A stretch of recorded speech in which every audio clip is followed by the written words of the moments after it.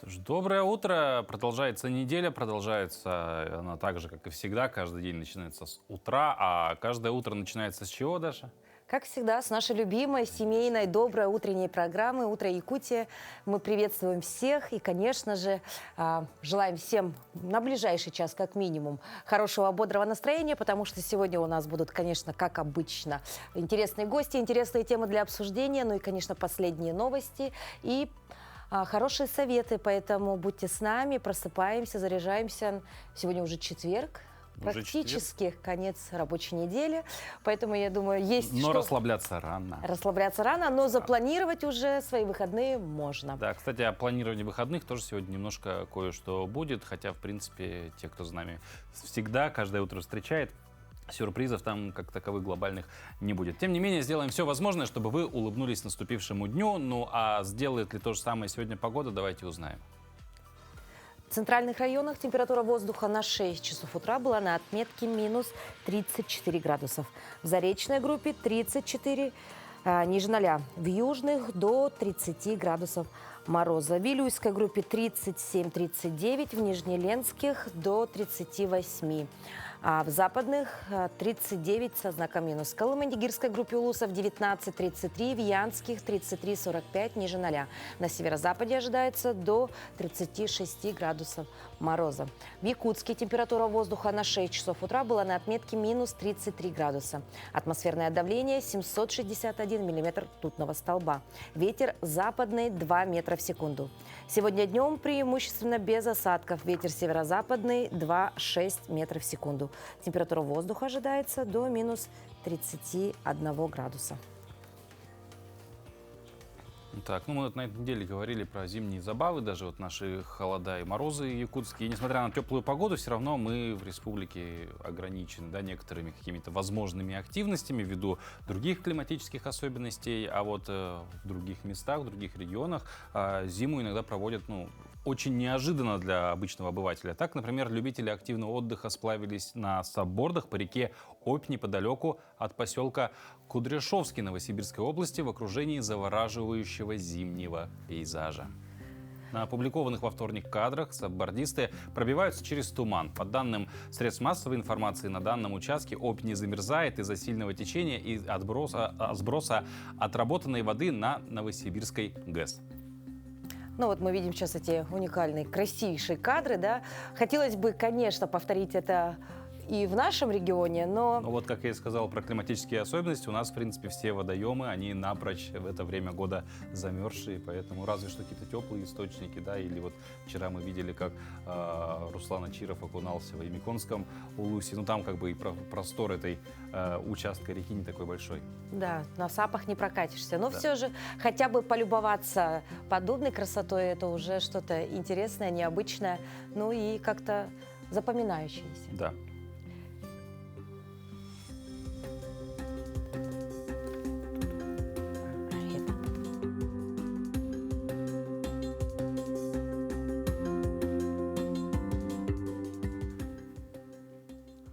Вот здесь Ну я подумала, знаешь, не самое приятное было бы упасть в воду, да? Ну, я сколько видел вообще таких, я же тоже саббордист все-таки. Вот, и специальные костюмы вот надевают, мы вот тоже про забавы зимние рассказывали, в Мурманской области, на Камчатке, вот в этих теплых костюмах на воде. Айсфлоутинг. Айсфлоутинг, да, то есть подобные костюмы надевают, то есть упасть, конечно, не очень комфортно. Нет, но здесь-то погляди, они все в куртках, пуховиках, А это в тулупах. поверх. Это для вида, да? Это для вида. Ну хорошо. Вообще кажется, что человеческая фантазия в поисках адреналина не знает границ. И вот еще один пример гонки на болгарках. Да, вы не ослышались. На самом деле это не шутка какая-то, да, вполне себе официальный и опасный вид соревнований, который существует уже 20 лет, оказывается. Участники модифицируют обычные угловые шлифовальные машины, ставят их на специальные рамы с колесами и вперед к победе. Рекорд скорости такого необычного болида составляет почти 100 км в час. Особенной популярностью этот экстремальный спорт, можно так назвать его, да, пользуется в американском штате Техас у местных мастеров на все руки, обожающие мощные моторы и острую конструкцию. Да, так что, возможно, скоро увидим не только Формулу-1, популярную во всем мире, но и Формулу УШМ, угловых шлифовальных машин. Так что надо наблюдать, следить. Но главное, не пытайтесь дома это повторять, потому что все-таки это инструмент. Чуть что, он вылетит, может вас поранить и так далее. Повторять не стоит. Да, как раньше писались, да, плашки такие на телеэкранах, да, исполнены профессионалами. Ну вот. Но, в принципе, от таких немного необычных новостей перейдем к нашим постоянным новостям. Ведь Но наши не коллеги... менее важным. Да, наши коллеги из новостного отдела ежедневно работают, не покладая рук, для того, чтобы мы знали, что же у нас происходит в республике за ее пределами, ну, хотя бы за ближайшие несколько дней.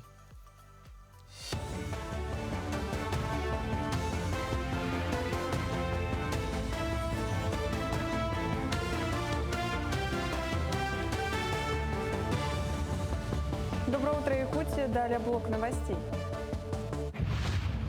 Долги россиян по кредитам на жилье выросли на 6,7%. По итогам ноября прошлого года темпы роста ипотечной задолженности в России ускорились, достигнув 6,7% против 5,5% в октябре.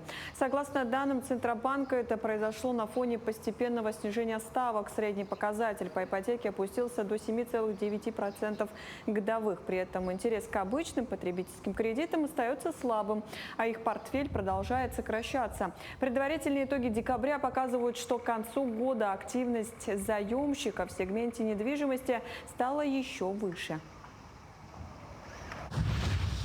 Якутия вошла в десятку лидеров антикоррупционного рейтинга России, заняв 7-е место. Эксперты Центра политической информации оценили усилия республики в 73 балла, отметив низкий уровень профильной преступности, всего 2-3 случая на 10 тысяч жителей. С 2022 года в регионе за утрату доверия были уволены 23 чиновника, что подтверждает жесткий контроль за чистотой рядов даже в условиях санкций и СВО. Высокая позиция Якутии также обусловлена прозрачностью госзакупок и открытостью данных для общества. Как подчеркнул глава республики Айсен Николаев, такой результат – следствие тесного взаимодействия властей с правоохранительными органами.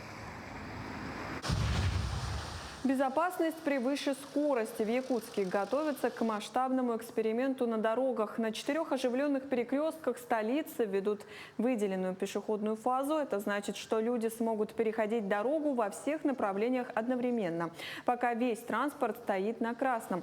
Тестирование пройдет на 4 ключевых перекрестках: Петра Алексеева-Пояркова, Петра Алексеева-Орджоникидзе, Лермонтова-Кирова, Лермонтова-Свердлова.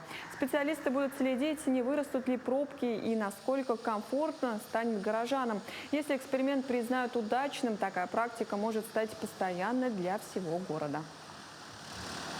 Ранее в 2024 году мы также в тестовом режиме на перекрестке Аюнского, Октябрьская, такой режим светофорного, работы светофоров мы уже запускали. Он показал себя очень хорошо. По итогам, с 2024 года, получается, почти уже больше года, там не зафиксировано ни одного ДТП с участием наезда на пешехода, то есть, такой тип ДТП. Поэтому он показал себя хорошо. В целом мы будем наблюдать за этими перекрестками. Они очень оживленные перекрестки, с учетом того, что чтобы пробок было меньше и так далее, будем, конечно же, регулировать. Председатель правления движения «Первых» Артур Орлов в рамках рабочего визита посетил Якутскую кадетскую школу-интернат. Для него была проведена экскурсия, где он ознакомился с оснащением здания учебным процессом учеников. Само учебное заведение работает уже больше 20 лет, а в 2024-м в эксплуатацию был введен новый корпус на 200 мест. Кадетская школа является одним из крупнейших учебных заведений в республике, обучающих также военно-прикладным дисциплинам. Помимо этого, школа является опорным центром проведения военно-патриотической спортивной игры «Зорница 2.0». Видно такой масштаб, такие подходы. И на этом не останавливаются. Каждым годом развиваются, наполняются компетенции. И самое главное еще, конечно же, не забывают приезжать и участники специальной военной операции, герои Российской Федерации. А для ребят это довольно-таки очень важно. Ведь они для них являются тем самым примером. Я считаю, что большой успех в будущем. И пожелать, конечно же, им успехов и не останавливаться на достигнутом. В мире мире, который постоянно меняется и требует от нас силы и стойкости, важно находить опору внутри себя и понимать лучше всего, начать лучше всего с малого, с заботы о своем теле, его выносливости и тонусе. Сегодня наш спортивный инструктор как раз сделал акцент именно на упражнениях для выносливости. Это не просто зарядка, это тренировка внутренней силы, которая поможет вам дольше сохранять бодрость, легче справляться с нагрузками, ну и, конечно, чувствовать себя устойчивее в течение всего дня.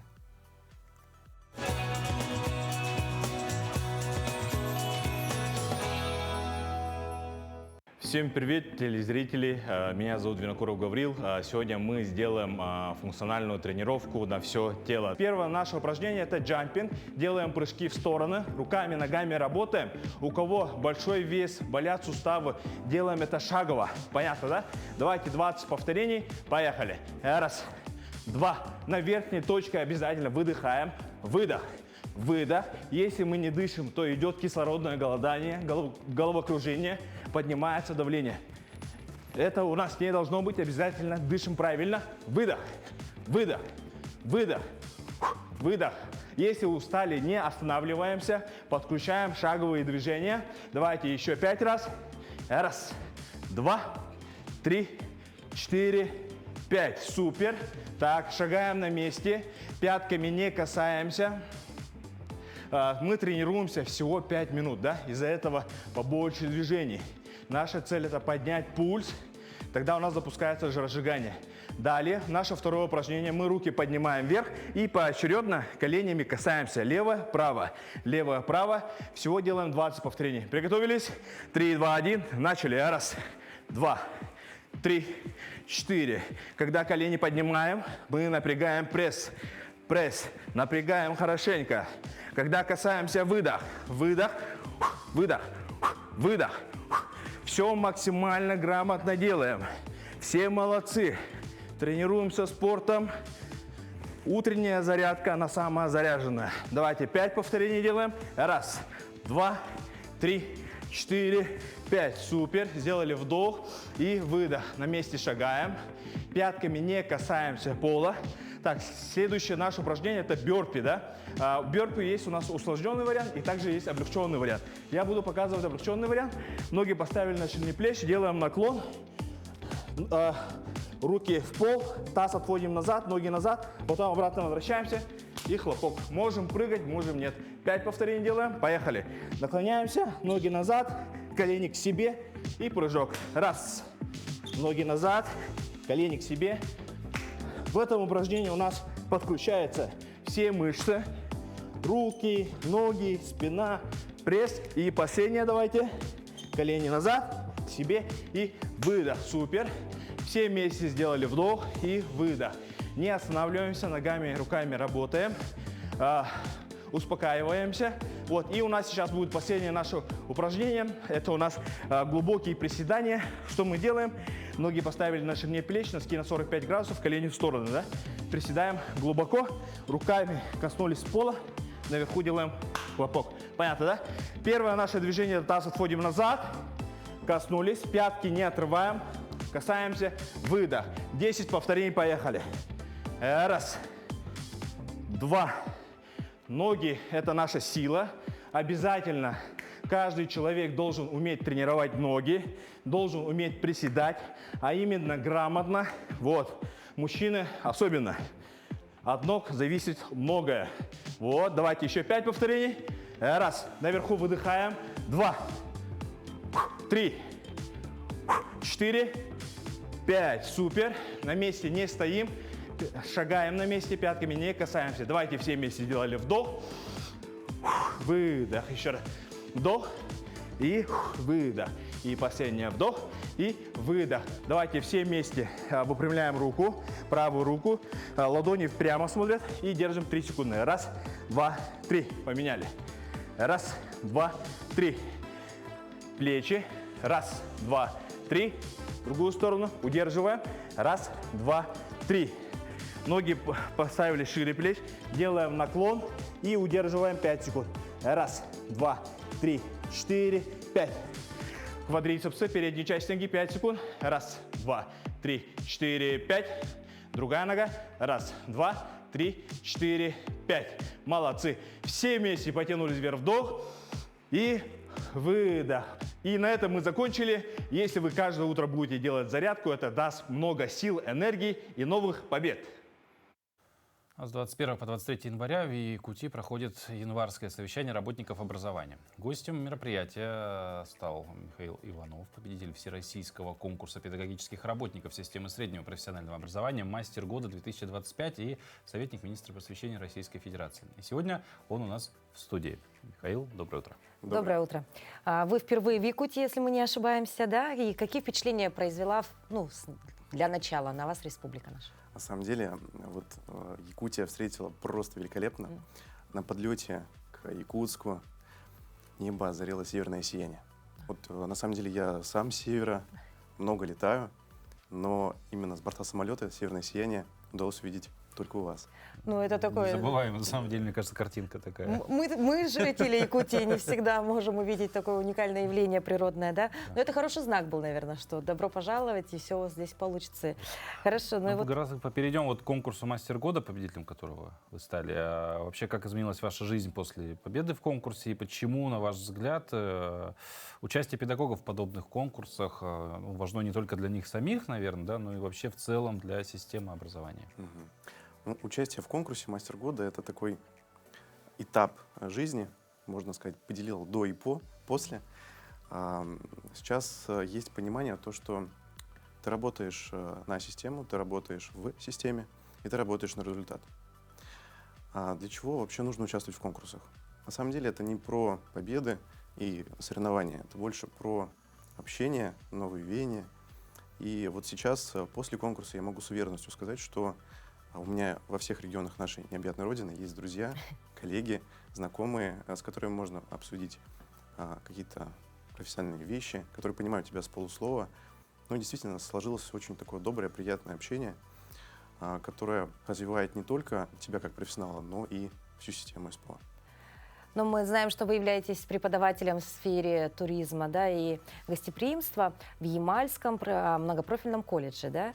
И вот насколько туризм может стать драйвером развития региона вообще в целом, да, и какие возможности, возможно, вы уже увидели у нас в Якутии?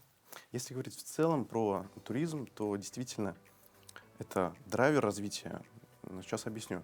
Потому что туризм — такая отрасль, которая запускает другие процессы, которая развивает инфраструктуру, развивает образование, развивает гостиничные сервисы, в целом сервис в регионе.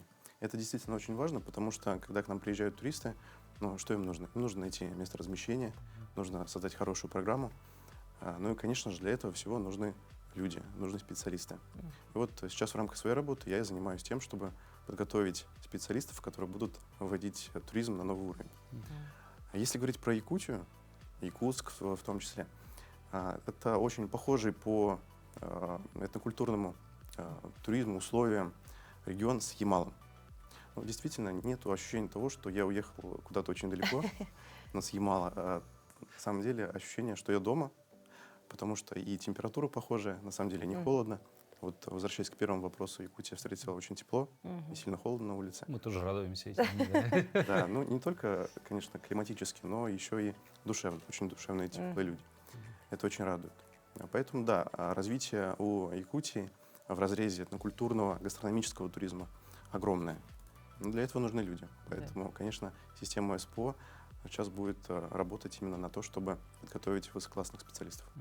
Ну, в рамках январского совещания вы принимаете участие в деловой программе, насколько мы знаем. Вот расскажите немного об этом, то есть суть вашего участия, да, может быть, какой-то эффект ожидаете? Вот даже если смотреть по программе, сейчас у нас очень плотная программа.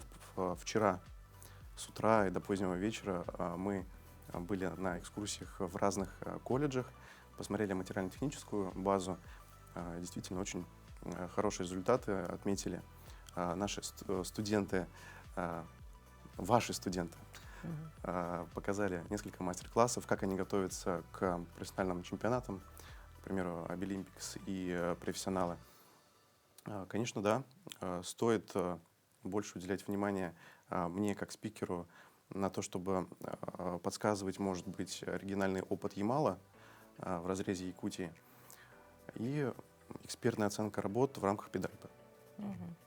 Ну, вообще, вот вы пообщались со студентами, да, вот какие они студенты в Якутии, да, потому что мы-то как-то, ну, воспринимаем это как данность, возможно, да, у вас есть с чем сравнить, ну, хотя бы, допустим, со студентами на Ямале, да, вот есть ли какие-то схожие моменты, может быть, более активные, может быть, наоборот, немножко закрытые, вот? А тут все зависит от культурных особенностей. Вот я уже второй день, получается, узнаю информацию по поводу КМНС. Наш регион отличается тем, что он поменьше, конечно, и у нас очень делают большой акцент на развитие КМНС, коренных малочисленных народов Севера. Порядка 50% нашего колледжа — это представители КМНС, это ханты, ненцы, селькупы. И, конечно, да, здесь стоит подходить немножко по-другому к разговору с ними, Да, к образованию, потому что есть культурные особенности, которые обязательно нужно учитывать. А у нас как обстоят дела? У нас попроще, У вас, да, намного проще. Ребята в целом, я вот много сейчас езжу, путешествую, в целом, как в центральной части России, очень открытые, активные ребята, это очень радует. Вот возвращаясь к вашей деятельности как советника министра образования Российской Федерации, участвуете, наверное, в формировании стратегических решений по развитию среднего профессионального образования. Можете рассказать, какие, может быть, ключевые инициативы в рамках там, развития среднего профессионального образования сейчас находятся в приоритете, над которыми работают, которые в скором времени увидят свет? Ну, в первую очередь, это развитие федеральных проектов, в том числе федеральный проект «Профессионалитет». И, конечно же, сейчас инициатива, ну и, в принципе, цели СПО направлены на то, чтобы повышать качество образования и усиливать именно более предметную часть, чтобы профессионалы, специалисты, они были людьми, которые действительно вот включены в профессию. Причем это не абстрактно, а с первых курсов. Конечно же, важно сейчас развивать технологический суверенитет нашей страны. И с этим проект «Профессионалитет», ну и в целом система СПО активно работает. Поэтому да, поэтому нам нужно больше взаимодействовать с работодателями, больше проводить конкурсов профмастерства, активнее включать ребят в участие в профессионалах. Вот, наверное, такие ключевые инициативы, которые сейчас получают свет, получают развитие. Михаил, ну вообще очень отрадно видеть, когда преподаватели молодые, да, ну вот для меня особенно это, ну мне нравится посмотреть, когда умные, грамотные профессионалы работают с подрастающим поколением, да, вот как вы выбрали эту профессию или профессия нашла вас? Наверное, профессия нашла меня, потому что вообще я родился и вырос в городе Саратов, отучился в магистратуре по направлению туризм в СГТУ имени Гагарина, в университете, который носит имя первого космонавта планеты. И так получилось то, что мне позвонил куратор и предложил поехать в Арктику. Я, конечно, согласился, буквально через 2 недели я уже прилетел в город Салехард, и мы начали, просто по распределению нас отправили в колледж, потому что как раз совсем скоро у нас открывается горнолыжный комплекс у подножия горы Раис, и вот как раз под эту задачу открывали профессионалитет. Ну и так вышло то, что мы провели пары, нас пригласили работать, и то я остался на Ямале. Вот так, да? То есть Профессия все-таки ищет профессия. человека Да. все-таки, да, в первую очередь. Михаил, спасибо вам большое за эту беседу. Вам желаем удачи в вашей деятельности, в принципе, ну и успехов. Спасибо большое. Спасибо большое. Ну, а система профессионального образования, она готовит специалистов для абсолютно разных сфер. И одна из таких сфер — это мир, где искусство встречается с точностью, а традиции с инновациями. Сегодня в рубрике «Выбор профессии» мы заглянем в мастерскую ювелира. Это не просто создатель украшений, это и художник, и технолог, и хранитель ремесла, способный превратить камень или металл в произведение, которое будет жить веками.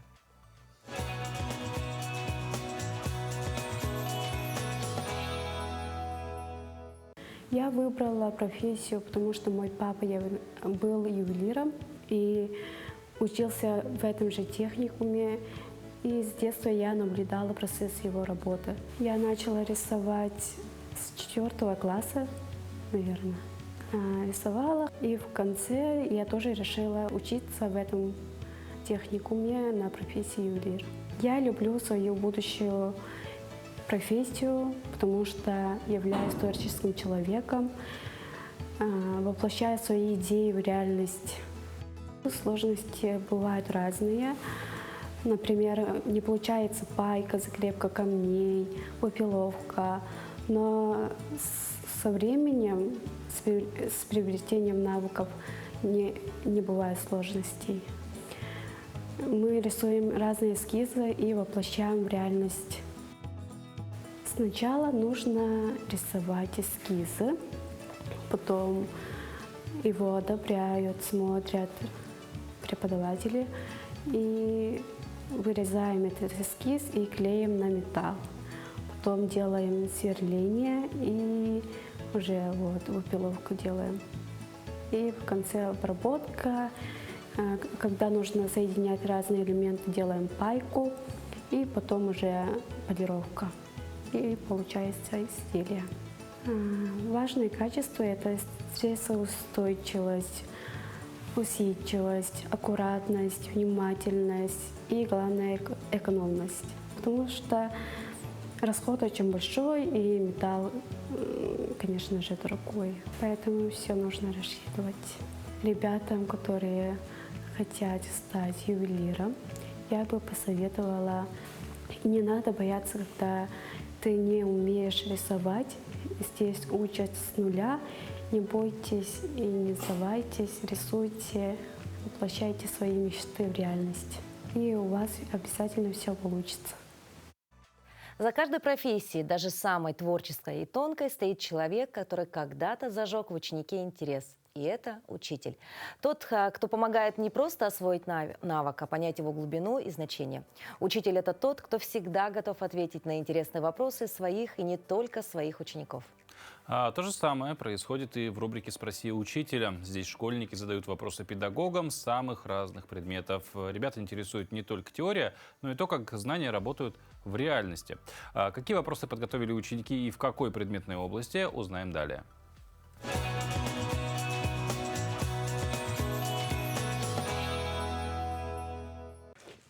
А вы знали, что математика и музыка – лучшие друзья? Когда вы слушаете любимую песню, вы слышите математические соотношения. Например, октава – это удвоение частоты звука. Так что, когда вы поете, вы не только наслаждаетесь музыкой, но и используете математику.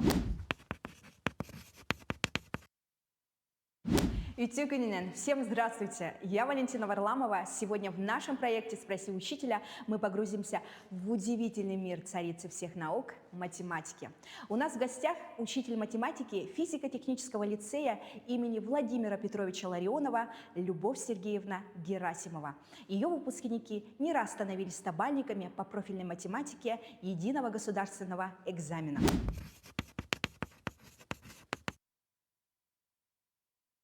Любовь Сергеевна, мы получили вопросы от наших школьников и очень хотим услышать ваше экспертное мнение. Ваши ответы помогут им лучше понять математику и увидеть ее практическое применение в жизни. Давайте вместе сделаем эту увлекательную науку ближе и понятнее. Давайте. Любовь Сергеевна, вот и первый вопрос для вас. Пожалуйста. Здравствуйте, меня зовут Герасимов Стоян, ученик 9 А класса школы номер 29 города Якутска. Подскажите, пожалуйста, зачем нужны косинусы и синусы в реальной жизни?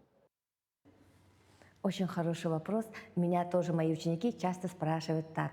И я отвечаю: изучая синусоиды и косинусоиды, мы учим вас языку природы, языку колебаний и волн. Он нужен для вас для того, чтобы вы понимали, как работает музыка в ваших наушниках, картина на экране, ток розетки и многое другое. Графики синусоиды и косинусоиды являются биением сердца музыки, пульса электроэнергии и форма волн в океане. А также он очень важен в вашей будущей профессии в IT-сфере, дизайнере, инженерии и, конечно же, в науке. Любовь Сергеевна, перейдем ко второму вопросу. Пожалуйста. Здравствуйте, меня зовут Егоров Асен, я ученик 11 класса Кобяйской средней школы Кобяйского района. И у меня вопрос: зачем нужно изучать геометрические фигуры, если мы в будущем не планируем строить дома? Спасибо, Айсен. Изучая гимнические фигуры, вы не становитесь строителем. Вы тренируете свой мозг, как в спортзале тело. Когда изучаем грамматику, вы изучаете правила для того, чтобы не стать писателем, а для того, чтобы грамотно и ясно излагать свои мысли. Точно так же геометрия в пространстве – это грамматика. А также гимнические фигуры развивают навыки решения практических задач нашей жизни. Любовь Сергеевна, и последний вопрос, пожалуйста. Здравствуйте, меня зовут Соловьева Маргарита. Я ученица 4 класса Исидской школы. Скажите, пожалуйста, для чего нужна математика? Здесь я хочу ответить словами великого русского математика Михаила Васильевича Ломоносова. Математику затем учить надо, что она ум в порядок приводит. Для ума математика нужна для развития логики, креативного мышления, и для нахождения выхода из сложных ситуаций и, конечно же, закаливает характер. Для жизни она нам нужна для расчета денег, планирования времени и анализирования информации. Для технологий без нее невозможно ни программирование и наука.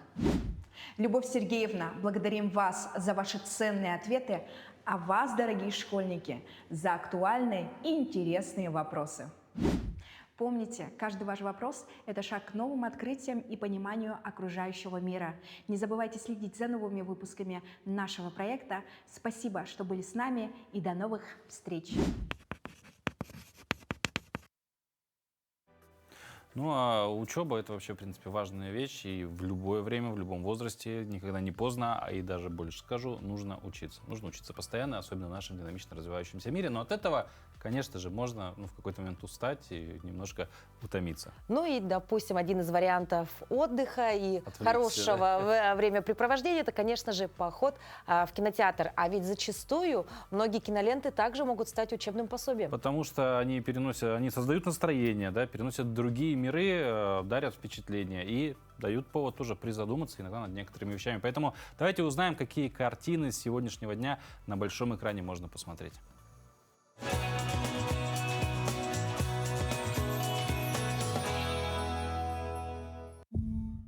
Смотрите в кинотеатре «Центральный» с этого четверга. Когда зараженные нападают,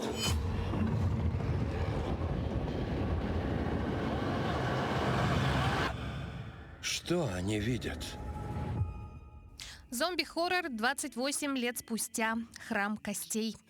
Действие фильма разворачивается в мире, где вирус ярости уже не самая страшная угроза. Спустя десятилетия после изоляции Британии выжившие разделились на враждующие группировки, а их методы выживания перешли все границы человечности. Сюжет сосредоточен на двух основных линиях. Первая связана с доктором Яном Келсоном. Терзаемый памятью о погибших, герой воздвиг монумент из костей. Храм в честь жертв апокалипсиса.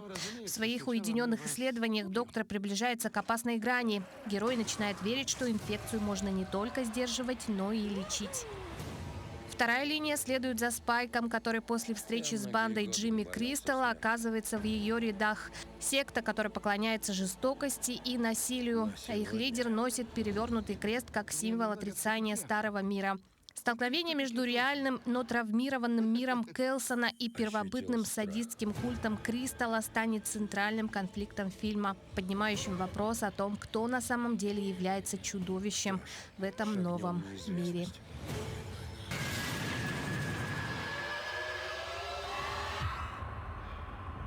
«28 лет спустя. Храм костей».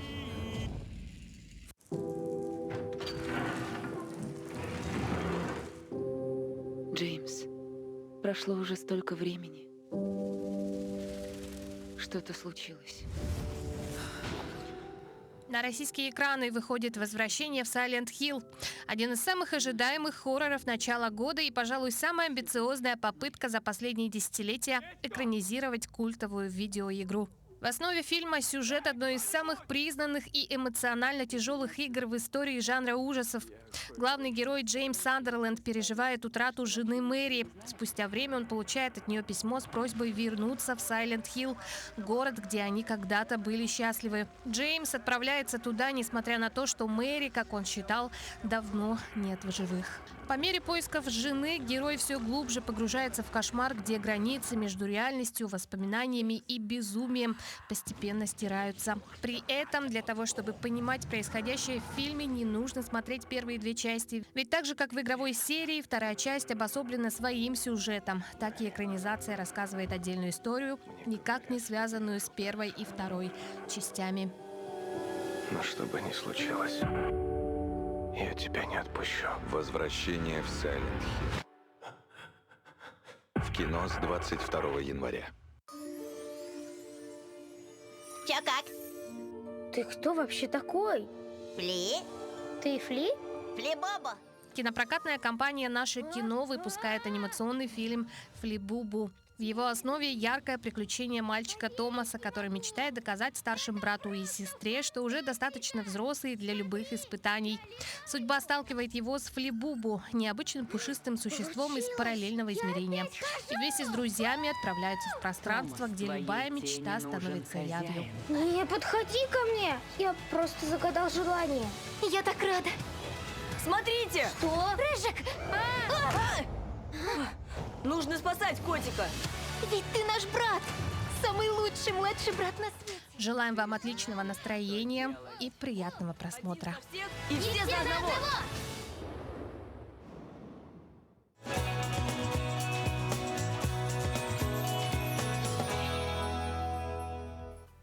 Ну а вообще, в целом, фильмы дарят нам целые миры. А есть и вещи, которые стали неотъемлемой частью кинопросмотра. Например, если подумать фильм, и дальше что к нему обязательно должно быть? Какая-то закуска, самая популярная в кинотеатре, во всяком случае. Это ароматный попкорн, тот самый, без которого сложно представить поход в кинотеатр. И как раз сегодня, не поверите, отмечается День попкорна, праздник, посвященный этой хрустящей воздушной радости. По мне, так это отличный повод не только посмотреть хорошее кино, но и приготовить свою порцию дома, допустим, попкорна с различными вкусами. Кто-то соленый, кто-то сладенький. Провести вечер в хорошей компании. Да, ну а о других праздниках и знаковых событиях сегодняшней даты узнаем далее.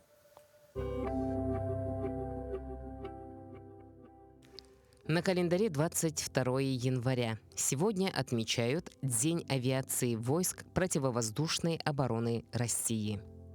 По народному календарю Филиппов день. На Руси Филиппов день считался днем хозяйственных работ.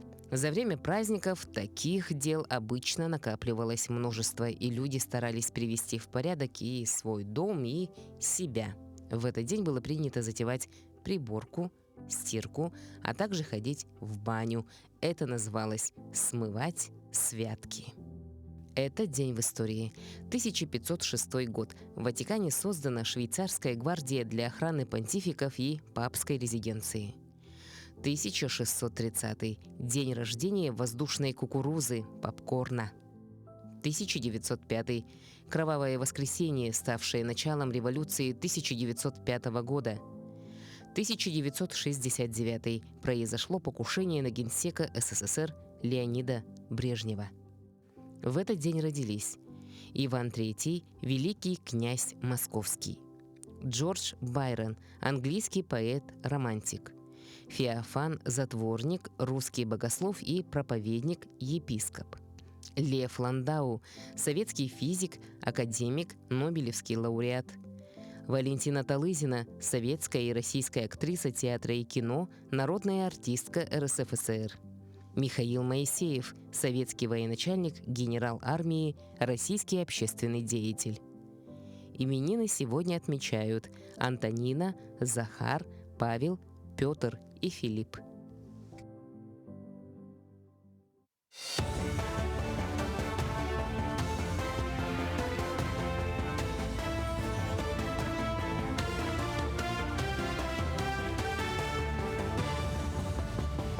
Мы продолжаем говорить о самых заметных событиях этого утра. С 2026 года в страховом стаже родителей будут учитываться все периоды отпуска по уходу за ребенком до 1,5 лет без ограничения. Необходимые для этого изменения внесены в порядок подсчета страхового стажа для установления страховых пенсий. Постановлением также уточнен порядок подсчета страхового стажа при рождении 2 и более детей в случае многоплодной беременности. Теперь периоды ухода за каждым таким ребенком до 1,5 лет будут суммироваться с учетом их фактической продолжительности. То есть, если родитель был в отпуске по уходу за близнецами до 1,5 лет, в страховой стаж ему засчитывается сразу 3 года. 4 компании из Якутии вошли в топ лучших работодателей России по версии Хахару. Платформа онлайн-рекрутинга представила рейтинг за прошлый год, охвативший почти 1500 компаний со всей страны. В число финалистов от республики вошли 4 организации. Среди крупных работодателей отличилась Якутская энерго. В категории средних компаний высокие позиции заняли Драйви, МФЦ и Ятек. Всего в народном голосовании приняли участие сотни тысяч соискателей, выделив лидеров в сферах IT, торговли и ритейла. А Якутия вошла в число регионов лидеров Дальнего Востока по количеству лучших работодателей. В Якутии за прошлый год у 4 младенцев выявили редкие генетические заболевания. Благодаря расширенному неонатальному скринингу в 2025 году программа неонатального скрининга в Якутии охватила всех родившихся детей. Это более 10 тысяч новорожденных. В программу добавятся еще 2 заболевания, включая аденолейкодистрофию и дефицит ароматических кислот, расширяя охват с текущих 36 до 38 нозологий. Ранее диагностика тяжелых наследственных болезней, обмена веществ, первичных иммунодефицитов и других проводится, чтобы начать лечение до проявления симптомов и сохранить здоровье ребенка. Например, первичный иммунодефицит у детей – это у нас в народе называют часто болеющих детей. То есть они очень легко подхватывают инфекцию и очень долго болеют с осложнениями, а по наследственным болезням обмена там различаются. Неврологические расстройства могут быть, повлечение внутренних органов может быть и центральной нервной системы нарушения. По наследственным болезням обмена диета в основном и специальное питание. По первичным иммунодефицитам они получают иммуноглобулины. Ребенок будет условно здоровым, если будет вовремя оказано лечение ребенка. Запись к врачу в один клик. В Якутии запустили медицинского бота в мессенджере Макс. В республике появился новый цифровой помощник, который избавит жителей от необходимости дозваниваться в регистратуру. Через официальный чат-бот в национальном мессенджере Макс теперь можно записаться на прием, просто введя номер СНИЛС и дату рождения. Сервис позволяет не только выбирать врача и время визита, но и записывать на прием родственников, а также управлять своими записями онлайн. Якутский фильм «Диодорова против течения» стал самым окупаемым в России по итогам 2025 года с коэффициентом 8,12. В топ-10 наиболее прибыльных проектов страны вошли сразу 5 якутских картин, включая «Айхал» и КСБ. Секрет успеха заключается в низких бюджетах и точном попадании в интересы локальной аудитории. В то время как из 218 российских релизов прибыль принесли лишь 14. Якутский кинематограф установил новый рекорд, собрав в прокате 280 миллионов рублей. Эксперты отмечают, что киноиндустрия Якутии превратилась в уникальную эффективную экономическую модель. К этому часу это все актуальные новости. До встречи в эфире.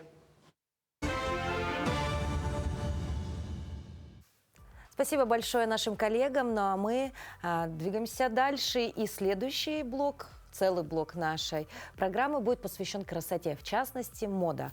Ведь мода – это не только про тренды, но и про идентичность. Сегодня в нашей рубрике «Мода и стиль» мы поговорим о такой вещи, которая может стать ярким акцентом любого образа и при этом сможет рассказать целую историю. Речь о жилете в национальной стилистике – это не просто элемент гардероба, а символ, в котором переплетаются традиции, орнаменты, цвета и смыслы. Такой жилет может дополнить и современный лук, и стать центральным элементом праздничного наряда.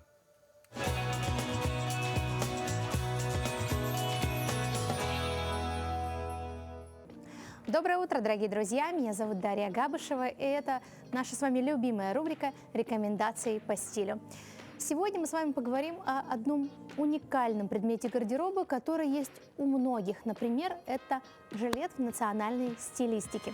Я точно знаю, что многие приобретают такой для празднования национального праздника, но потом он остается в гардеробе и ждет своего часа. Как его носить в ежедневной носке, сегодня мы поговорим об этом. Первый и самый, на мой взгляд, простой вариант – это сочетание с джинсами, потому что именно это сочетание является достаточно простым и понятным.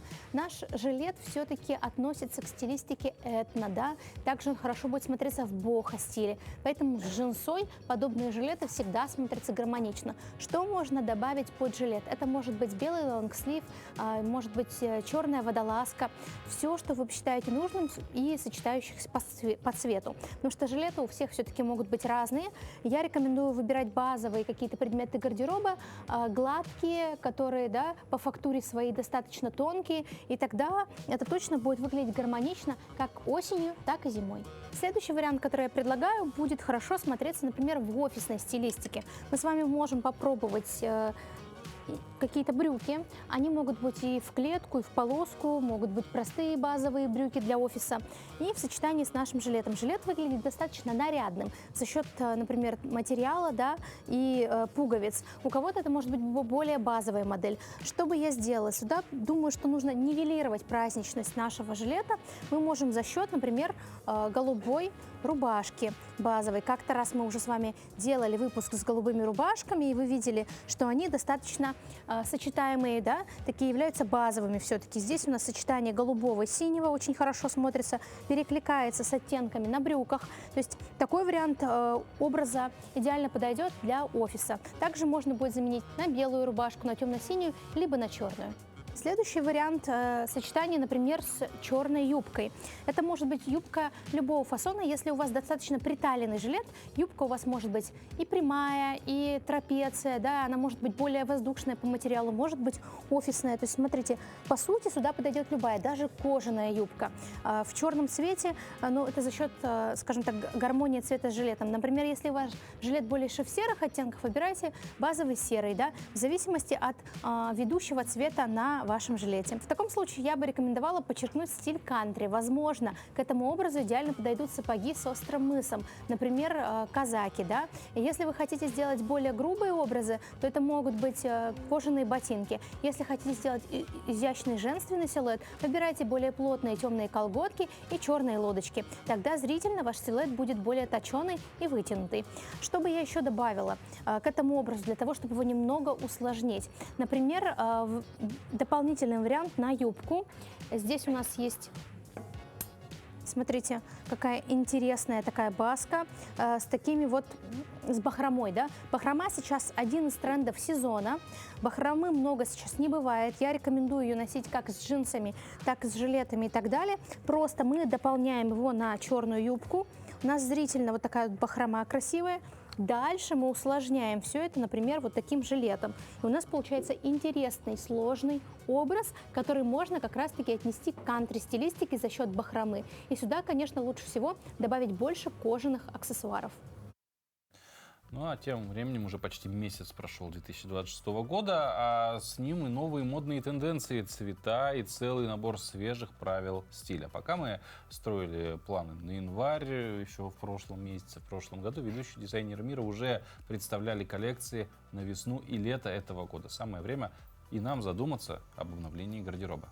Но как сориентироваться в этом многообразии? Какие именно тренды станут незаменимыми элементами нашего образа в этом году? Помочь нам разобраться в этих главных тенденциях сезона нам поможет стилист Екатерина Григорьева. Екатерина, доброе утро. Доброе утро. Начнем, наверное, с базового. Да? Чем мода этого года будет отличаться от прошлого? Что будет в тренде, а что покинет их? Но прежде чем начать говорить в общем о трендах, я бы хотела затронуть тему вообще более глобально. Да? Сейчас в мировой тенденции больше всего важна ваша индивидуальность, ваше внутреннее ощущение, восприятие, комфорта в той одежде, в которой вы находитесь. Поэтому не обращайте, не то чтобы не обращайте внимания, да, тренды в этом случае будут каким-то вдохновением, ориентиром. Мы на них смотрим, анализируем и понимаем, включаем мы его в свой гардероб, либо не включаем. Тренды у нас могут быть долгосрочные и могут быть краткосрочными. Очень важно отличать такие тренды, если вы хотите вкладываться в свой гардероб, если для вас гардероб — это ваша инвестиция. Обращайте внимание на более лаконичные какие-то тренды, которые будут, скорее всего, долгосрочными, а краткосрочные — это более яркие, слишком акцентные, они не подходят большинству типам фигуры, их очень сложно внедрить в свой гардероб. Это вот краткосрочные тренды. Ну, вообще, если подходить к вашему вопросу о том, чем отличается 2025 от 2026, в 2025 большинство этих трендов как раз-таки зарождалось, и сейчас оно более актуально, более масштабно внедряется в наше мировоззрение, да, так скажем. Сейчас этот сезон будет более ярким, насыщенным по цветам. Участвует очень много цветов в одном образе, допустим, от 2 до 5. Это тренд называется Color Block. Также очень будет много фактур. Это вельвет, замша, кожа, шелк, бахрома, перья. Все это мы также можем собрать в одном образе, 2-3 элемента, допустим. То есть более интересные и яркие образы ждут нас в этом сезоне. В этом сезоне, да? Ну, раз сказали яркое, наверное, стоит поговорить и... Про цветовую гамму. Да. Да, цветов, кстати, достаточно много. И это тоже к нам переходит с 2025 года. Этот оттенок зеленого. Он начинается от лаймового до травяного. Очень много таких оттенков в зеленом цвете будет в сезоне весна-лето. Также розовый не уступает своей позиции. Нежный такой розовый оттенок.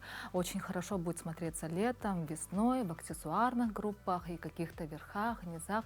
В общем, везде можете добавлять нежный розовый, если он, в принципе, вам подходит и внутренний, и внешний. Также цвета серые и шоколадные, это как бы замена черного тоже может быть. Если кому-то черный поднадоел, можете обратить внимание на данные оттенки. То есть они очень хорошо смотрятся с цветами-компаньонами, с бордовым, красным, который также сейчас не сдает свои позиции. Красный цвет, если вы его боитесь, допустим, вы его точно не боитесь, он вам очень идет, рекомендую добавлять в аксессуарные группы, то есть сумочки, шарфики, шапки и так далее. Это всегда смотрится очень красиво. Самый главный цвет 2026 года по версии Pantone — это Cloud Dancer, то есть в переводе облачный танцор. Это цвет оттенок белого, очень красивый, нежный, при этом он не кристально белый, поэтому сочетаемость с цветами достаточно широкая. Сочетаем их с светлыми, с темными, с теплыми, с холодными оттенками. И также мой фаворит — это цвет такой нежно-голубой. Мне он очень нравится, я его ношу вне зависимости от трендов, он мне визуально и внутренне подходит. Этот голубой оттенок прекрасно сочетается со всеми цветами шоколадного, серого, черного, розового, ну и так далее. В общем, цвет универсальный, рекомендую обратить на него внимание. Так интересно, да, вот Екатерина перечислила, по-моему, по мне так практически все цвета, да? Да. Вот вы поэтому сказали о том, что до 5 цветов возможно, да? Да. А ведь раньше считалось, что больше 3 цветов это уже дурной тон. Да. А сейчас мода диктует свои условия, можно и 5, и 6. Мода практически ничего не диктует да? сейчас, да, потому что мы уже фантазируем, исходя из своей насмотренности, вдохновляемся природой, природными оттенками. Эпоха свободной моды, получается. Практически можно сказать, да, мы на границе вот такой небольшой революции. Да. Да, так сказать. Это, знаешь, как говорится, я художник, я так вижу. Да, Да? Как хочу, так и ношу, что хочу, то и ношу. Официально теперь можно так делать, да? Да. Можно совмещать золото с Моё- серебром, это вообще не возбраняется, Вот так. аксессуары носим разные, так что Моё можете время пришло, расслабиться. Да, да. Так, ну хорошо, давайте поговорим все-таки про силуэты, фасоны, раз с цветами мы определились. А вот здесь как обстоит дело? Тоже очень интересные крои, фасоны ждут нас в новом 2026 году. Они также начинались в 2025 году, продолжают. Допустим, это О-силуэт, который сейчас на мне, да, это О-образные рукава, брюки, бананы и так далее. Также вообще общая тенденция моды движется к тому, что женственность набирает свои обороты, женственные полуприталенные фигуры, но при этом оверсайз не сдает свои позиции, так как как все-таки мы женщины, исполняем несколько ролей, такая удобная, комфортная одежда нам просто необходима. Но тут уже важен баланс. Допустим, приталенность в тренде, но при этом мы не забываем про более активные плечи. Архитектура, кстати, очень актуальна сейчас, которая ушла вот как раз-таки в плечи, в бедра. Есть специальные накладки на платьях, на юбках, на брюках, которые визуально делают бедра шире. То есть, получается, если у вас нет фигуры песочные часы от природы, вы его создаете благодаря вашей одежде. То есть корректируете свою фигуру. Ну а какие три, у нас буквально минутка осталась, какие три предмета должны точно появиться в гардеробе в первую очередь? Достаточно сложный вопрос. 3 предмета — это очень мало. Но если не налево-направо нельзя сдвигаться, то это, скорее всего, футболка, трикотаж и какие-нибудь брюки. Вот так примерно одеваемся в 2026 году. Мне понравилось про цвета. А ткани? Ткани летом я рекомендую выбирать, конечно, дышащие. Это натуральные ткани, хлопок, лен и так далее. А вот если касаться более синтетических, но из натуральных волокон ткани, это тенсел, купра, лиоцел и так далее. Это все ткани, которые имеют свойство дышать. Все. Дышащие ткани, разные цвета, побольше аксессуаров, и будем в тренде. Да, и больше фактур. Ага. Больше фактур. Спасибо вам большое, хорошего вам дня. Ну а вам, дорогие друзья, мы желаем, как чувствуете, так и делайте. Тем более, что мода, видимо, в этом году диктует именно такие правила. Почему бы каждый день так не проживать, особенно сегодняшний? Увидимся завтра в 7:00.